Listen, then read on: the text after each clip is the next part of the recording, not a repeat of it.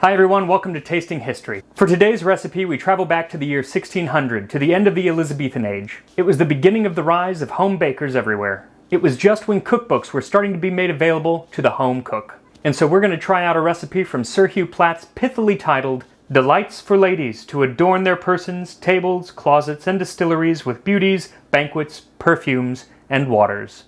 So get ready for a precursor to the modern-day Madeleine cake, the Prince Biscuit.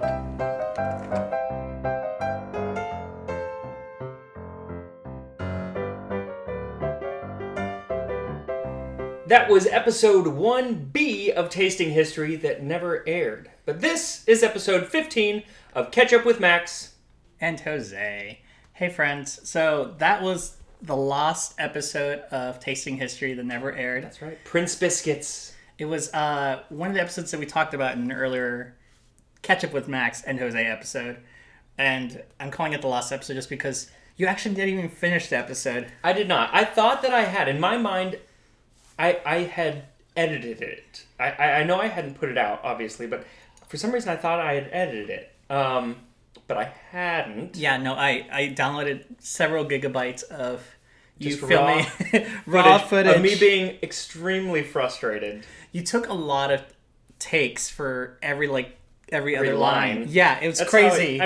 I still take a lot of takes, but it used to be bad. I used to be bad. I couldn't say more than one sentence without. I was surprised how many takes, because I could have now you know the pain. I could have go through to make something look seamless. I could have released 3 episodes of that same segment that I cut together of you, because you have so many different versions and takes. So this is why I use so many images. Mm-hmm. It's to cover up my.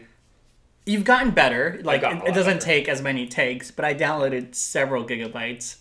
And what's funny is that you were standing in our kitchen, and we have neighbors in our condo, and multiple times throughout your 2-hour filming session, there are kids outside playing, and you can hear the kids playing, or even just people passing by. At some point, there's dog barking. I heard music. There are reasons I don't still film in the kitchen, besides the fact that you can only see this much of me. There was jingling, and I didn't include it in the segment, but there's visible frustration. You turning around, you're like that grumpy old man in the yard. Dang kids! Get off my lawn! It's very that. I don't have a lawn. Get off my concrete. But if we did, you were that person for those few minutes. Totally. Waiting for those kids to shut up. Or for me to shut up, because I think I must have been on the couch, probably on my phone, watching dumb TikToks or whatever, because I couldn't hear myself on... in the recording, but at some point kind of looked over and you're like, can I get 15 minutes of silence? And can we please hold the work? Can we please hold the work for 5 minutes? So, and then you don't hear me. I must have shot a dirty look, I imagine. And then I hear... Oh, I can imagine. I hear stomp, stomp, stomp, stomp up the stairs. and then a door Kicked slam. out of my own living room. And then you're like, thank you, honey. And I'm like, must have been such a jerk. Well, now I just kick him out at the beginning of filming. But you know what? I don't even let him be downstairs. You filmed so much content. You filmed so many takes. And the episodes were short. Your early episodes were short. Yeah, this was probably in total, a 7-minute episode? Probably. Well, if it had come to fruition. It probably would have been less than 10 minutes, maybe 8. So I only actually really filmed the cooking section, the recipe, and you put the Prince Biscuits together. Right, you didn't edit the whole thing. You know what? There was a history section, but it was so brief, and I think I must have missed a file somewhere in there. So I don't know that you did. Do you remember what the history was for the Prince Biscuits? Not really. And there's a reason that this episode didn't air. And one, it's because I got a lot better very quickly. You'll notice how awkward I am in this episode. I got, especially at that early stages in doing the show, I was getting better rather quickly, as I just said. So by the time this was ready to go, it was 3 weeks after the fact, and I was like, I've gotten so much better, I can't let anyone see this. Yeah. So that was one reason why it never aired. And then the other reason was the format of the show had kind of changed. I really started to lean in already in a few weeks into the history more, and kind of have it separated out. So, because the only history in it was kind of weaved in through it, and there wasn't a lot of history. Yeah. I do remember, one of the only things I do remember was that, so there are several recipes for Prince biscuits from around this time period, and this is, I think it's like, I don't know, it's Thomas Dawson, I think it's like 1596, give or take a few years. Mm-hmm. And he has a recipe for Prince biscuits, and they turned out well, but there are some things in his recipe that I'm like, well, if this was a modern recipe, it would have been done this way. Well, it turns out that only maybe 7 years later, there was now I can't remember her name. She's one of the early female cookbook authors. And she took a lot of other people's recipes, a lot of the men who had been writing cookbooks recently, a lot of their recipes, and kind of rewrote them. Obviously, she was better because she corrected a lot of the things. I have a feeling that Thomas Dawson didn't bake, or he had never baked these, because you would have very quickly found out, no, you should do this instead. You should put these in a different order. And she corrected that. So I do remember that. Well, you did get a lot of butter in, so they at least got that right. A lot of butter. Yeah. I mean, they were good. Yeah. It was just that if you did a few different things to them, they would have been a little bit less chewy, and a little bit more cakey. I'm trying to remember I cannot remember if I tried them. I don't know. It was probably the suggestion of these Prince biscuits, because I remember seeing them in the first trailer. Yeah, in my first channel trailer, because they had a pretty picture. Yeah. And when I made that trailer, I only had like 8 or 10 things to choose from, so I chose that picture because I was like, well, at least it's pretty. Yeah, no, so might be suggestion, but I'm trying to think, like, did I taste them? I don't know. Maybe not. But I am going to put either that recipe or the later corrected recipe from the early 1600s in the cookbook. So do the later one. I prefer the more modern stuff. Prince biscuits. Well, it's not modern. I mean, it's like 1596 versus 1603, I think. It's close to modern. It's closer to modern. It's just a better recipe. So I think that will end up recipe being what it Put what the it better is. recipe. Because I'm still trying to get you to start like a more modern snack time. Because I want you to build me those. You do like those, not brandy snaps, ginger snaps. Yeah, is it brandy snaps? Brandy snaps, and just yeah. like you have good cake decorating skills that you picked up.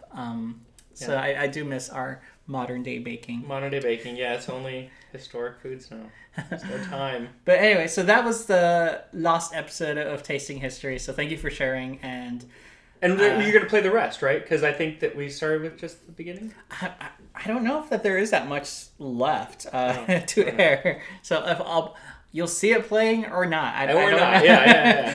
Now this recipe is fairly simple and only calls for a few ingredients. You'll need 450 grams of fine white flour sifted, 450 grams of white sugar, 8 eggs, 2.5 tablespoons of rose water, and 2 tablespoons of caraway seeds ground into a powder. Now before you start, preheat your oven to 375 degrees Fahrenheit and take a small muffin pan and line each well with butter. Use plenty of butter because with the high sugar content of this recipe, they do tend to stick.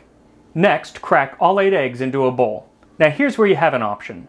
Typically, I like to try it the old-fashioned way at least once, but this recipe calls for you to beat the eggs for 1 hour. So, you can either use a whisk for 1 whole hour, or you can use a stand mixer. And that's what I'm going to do. So break the 8 eggs into a stand mixer and get whisking. It takes about 10 minutes on high. Start it at low until the eggs are combined, and then move it up to high for about 10 minutes. Or until the egg mixture has doubled in size. At that point, switch to the paddle attachment and slowly incorporate the sugar. Now the recipe actually calls for you to put all of the ingredients into the bowl and then whisk things, but that doesn't actually work, and people back then knew that. Anyway, back to the baking. Once they're baked, take the biscuits out and set onto a wire rack to cool, at which point they're ready to eat. I like to sprinkle a little powdered sugar over the top for presentation and for taste. And there you have it. The 16th century Prince biscuit. Also, hit that like button, subscribe, and I'll see you next time. Are you going to redo the episode, you think, maybe? No, probably not. Okay. Well, maybe after the cookbook comes out, but that'll be like not 2 years from now. So. Speaking of the cookbook, do you have a name for it? Can you share? Do you know? Is it out there? Not yet. Okay. We're still toying around with it. It's so far from actually coming to fruition because the publication process is so laborious. Okay. Well, I won't press too much. It's just Jaime was curious and asking if he wanted to know if you wanted to know. No, we don't know. I mean, it might just be something like tasting history because it is. There's going to be new stuff in it, but a lot of it's from the show, so it's very much a companion to the show. Got it. Yes. No. We're all exciting, and I know you're putting a lot of time into it.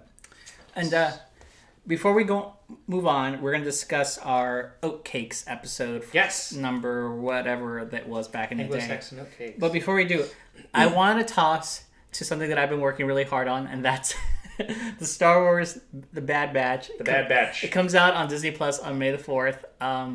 If you have a Twitter, if you hit the like button on a recent post that came out this Friday, it will remind you of new episodes airing.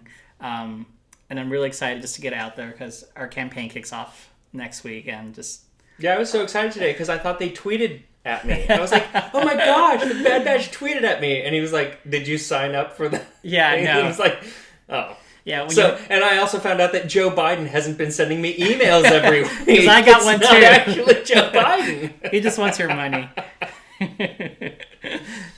Next time, I'm using a fake number or email because I know. I need a fake email. Well, I'm just never. I'm happy to donate, but I just can't. But I just cannot. I think I donated to Joe Biden. Oh, well, I did. How he got my email. Oh my god! All right, so the oatcakes, early episode. I actually really enjoyed this recipe. You did two methods when you were making it. You did like a baked method, and then on the pan skillet, you use my what I call it my tortilla skillet, where it's the nonstick. Yeah, so it's what I had. They were delicious. They were. But I'm going to be tweaking the recipe a little bit for the cookbook, just to make them a little bit. It needs to hold together. Yeah, but not very much. All the ingredients are pretty much going to stay the same. They were delicious. Yeah, the char. The char was really. Yeah, so I'm going to actually throw out the baked portion. And just be like, elevated it too. These have to be. The char was just nice. Yeah. But tell us about these oatcakes. Like, what was the history? Like, obviously, watch the episode because it's in there. Watch the episode, but the history is not necessarily of the oatcakes because I call them Anglo-Saxon oatcakes, and which is one of your favorite time periods. I think so. It is my favorite time period. Okay. Yes. So I love, especially I actually love the late Anglo-Saxon period. 11th century. I'm talking for the non-history nerds like myself.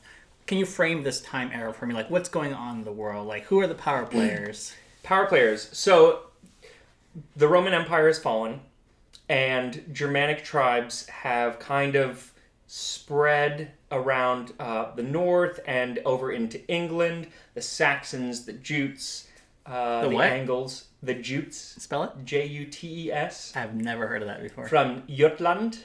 That's which interesting. is kind of like the Jutes. southern Denmark area. Okay. So the Angles, the Saxons, hence Anglo-Saxon, they had kind of taken over most of Britain. Mm-hmm. The other power players, there were different ones south, but Europe was much more fragmented. So there isn't as much dialogue that we have between them, but this is also the time period of like Charlemagne and stuff. Okay, that's happening further south. Is this Viking era at all, or so the Viking era starts? Okay, and really this is about the beginning of the Viking era, or at least the first really strong punch that the Vikings give to then Britain, or Wessex. So Britain was a bunch of kingdoms: Mercia, Northumbria, Wessex, Essex. And the Vikings came in, it was called the Great Heathen Army, and took over most of... the Great Heathen Army? Because they were Christian. Oh, so they didn't come up with that name. They didn't come up with that name. Like, I am a child of God. It's what the Christian... They didn't write anything down. It was what the British Christians were writing down. Got it. Or the Saxon Christians, rather. Mm-hmm. And so they came in and took over most of the island, or at least the southern part of the island, what's now England, except for Wessex. And that was Alfred the Great, holding the fort down. He was kind of the last man standing, last king standing, and then they come to take him, and he runs off and ends up in the story, and it is just a story. He ends up kind of in the marshes of Somerset, in a woman's house. She's making cakes, these ash cakes or oat cakes. And she says, watch him, and he does, but then he gets distracted and he burns him. Because he was thinking. Because he was thinking. Because he was always thinking. What does that actually mean, though? You know, you can't ever, these old, especially the Anglo-Saxons, they had a completely different kind of mental outlook on things. So their stories don't always kind of make sense in the way that we would think of a story making sense. There isn't necessarily a beginning, middle, and an end even. It's kind of sometimes all jumbled, or sometimes it's like, what's the moral? Oh, it's what me. am I learning It's here? honestly, it's me when I talk. I start talking, and it's like, where was I going with this? Like, Yeah, I just some of them are very fragmented, and then also you have to remember, you know, some things were written down, but we've lost parts of them. You know, it's so you kind of just gotta put stuff together. But there's also another story that's kind of similar about King Canute, who was a couple hundred years later. He was actually had come over and taken over England. And he was king, and one day he decided to take his throne out to the seaside and command the waves to stop coming ashore, to stop the tide from coming in. Did it work? No. Of course. The tide came in and he got all wet. And some people said, oh, well, that's him showing that, you know, even a king has limits to his power. And then some people then said, oh, well, that's showing the arrogance that he thought that he could do that. So two completely different morals, same story, and really the story doesn't make any sense. That just sounds like something from like Game of Thrones. Like, well, but I mean, yes, it's, a lot of Game of Thrones stuff is taken from, especially that later time period, the Canute going through the Norman invasion. And then a lot of it is also taken from the War of the Roses. But it's... yeah, that's the inspiration. That kind of storytelling that doesn't really make sense. You know what's sad? The only thing I know about War of the Roses is there was a Yu-Gi-Oh video game that was called War of the Roses. It's not the same. They had dragons and wizards and all Not that. the same. But anyway. Okay, well, that's exciting. So, Dragons and wizards. the blue eyes. The War of the Roses would have been even more exciting if they had dragons and wizards, which I guess is what Game of Thrones is. A more exciting version of War of the Roses. Though War of the Roses is already very exciting. Is it? Okay. Are you going to do an episode of that anytime soon? Oh, surely. I've actually touched on a couple episodes. Oh, you have you? Oh. It was a long time period. It's not one war. It's complicated. Oh, War of the Roses. Okay. Well, The Wars of the Roses. So, Simnel Cake, I talk about. The end of the Wars of the Roses. Alfred the Thinker. Was there something he is known for besides thinking? Oh, so much stuff. Like, what are some of his achievements that you can think off the top of your head that are... He kind of brought England together-ish. He supposedly came up with the name England, Angleland, or Land of the Angles, and said that they would be the English. It's probably not true. Mm-hmm. He probably didn't, but that was the first time that an idea of a single unit of all those kingdoms kind of came to be. He built the burr system, which most of the major cities in England now, or many of them, were burrs, which were fortified cities that had these huge rings, earthen rings around them, and then palisades that had then some men actually stationed in there. Because before then, you just walked into a city. I'm picturing images of Attack on Titan and those... Smaller, but yes, it's very similar. Much smaller. There were very few walled cities in England at the time. I think there were only like a half dozen. And most of those walls, many of the walls had been left from the Romans and were crumbling. You know, Winchester had some walls on one side, but were often, you know, it was often breaking apart. So. Not to put you on the spot, but do you have an idea of what those walls were made out of? I'm trying to think, like, what? Stone. Just stone walls. So the ones that were left over from the Romans were stone. Okay. And you can actually, in different parts of England, you can still see those walls. There are even parts of the Roman walls of London that you can still see. You wouldn't even know it's really a wall because it kind of looks like just the side of the thing. Yeah. But they're remnants. And then what Alfred was building was not made of stone. It would have been made of wood. So they were wooden palisades, typically with, you know, the spikes at the top of each pole. It'd be like tons and tons of poles that were tied together. Okay.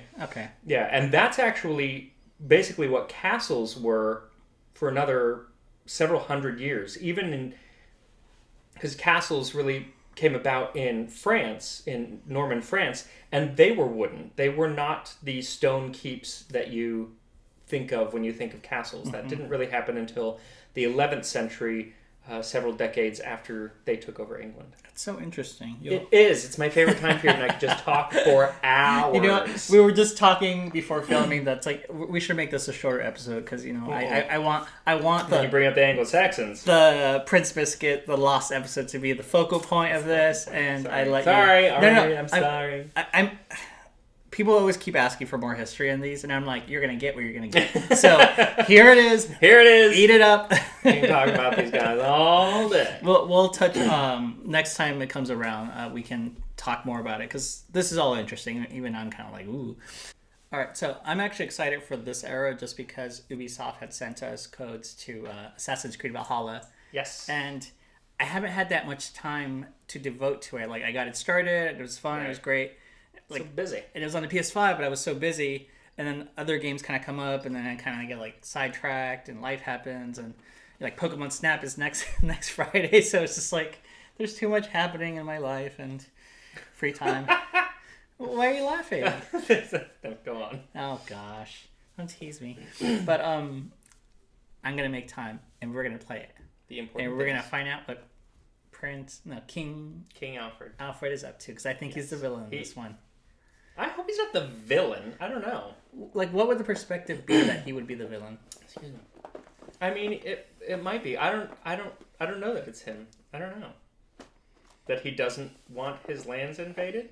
That he wants to turn everybody into a Christian. That was his big thing. Yeah, it's because you're a Viking, so. Yeah, and these early Vikings were not Christian yet. Got it. Okay. Well, anyway, sorry, tangent right there. So that was Oatcakes. That was the last episode. What else is left? I'm trying to think. Rome Month is still going. Rome Month is still going. As of this recording, there are 2 episodes left. Okay. Can you say what's next week? Yeah, so we have a whole pig.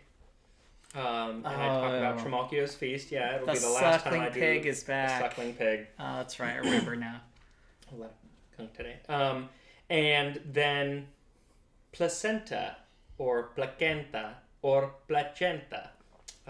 3 different pronunciations for one Latin word, and I go on a whole rant about Latin pronunciation. That's going to be the last episode. Per usual, people like to correct and argue, and they argue about that this is the pronunciation that all Latin people spoke over a 1,000-year period in a space larger than the United States.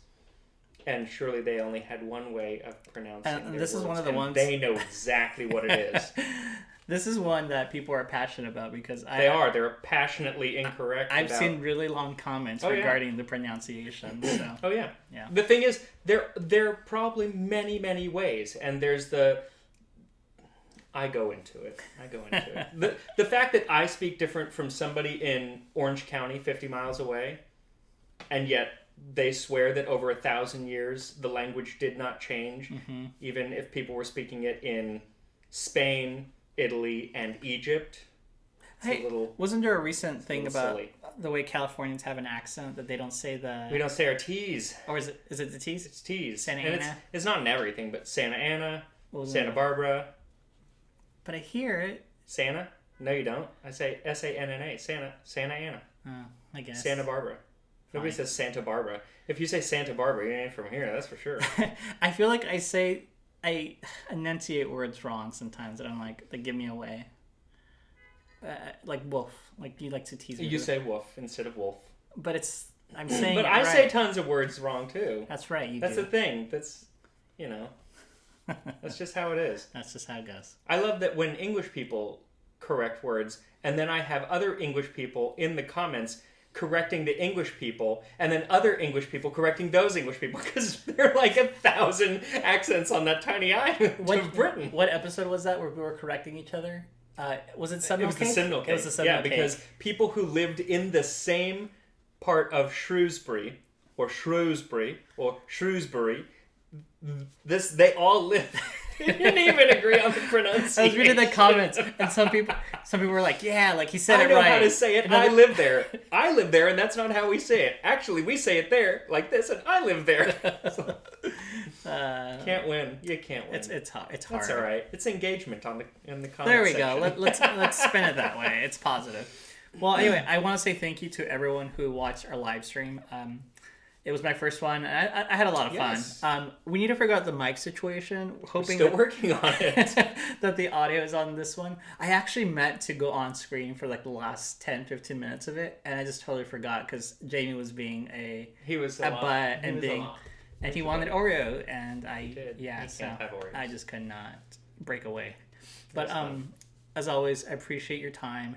Please like and share. Primarily Tasting History. Maybe not my channel, just because my channel is my channel, and it's just this is for the fans. Yeah. This is for the people who appreciate you, and not just for the. Because sometimes I get random people still, and it's just like, who is it? Like, don't subscribe to me. About? Like, go to Max. Plus, you're almost to 700,000. You're like 20K short. So yeah, it's nuts. Yeah, it's exciting. It is. Don't forget. You gotta start working on that musical episode for the 1 million. Please. After the book. I'm not working on anything until that book is done. Oh, fine. All right, well... Don't worry, I'll have plenty of time to get before you get to it. Jamie's looking at us like, I'm starving, dude. Wrap it up. It's dinner time. Wrap it up. Thank you, friends. I'll see you soon. Thanks. Bye.